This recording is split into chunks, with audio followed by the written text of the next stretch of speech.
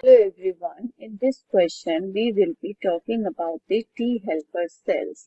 So here option A says secrete fever producing chemicals. So the fever producing chemicals is basically a pyrogen, that is a substance, infectious organism or their product toxins or cytokines that basically provoke the fever. Then option B says that it secretes the cytokines that stimulate the clonal selection of cytotoxic T cells.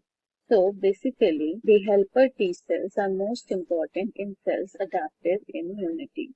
Even though they do not kill the pathogen directly, they help in activation of all types of the immune cells like cytotoxic T cells, B cells, and macrophage. And they also produce the cytokine, the tumor necrosis factor. The tumor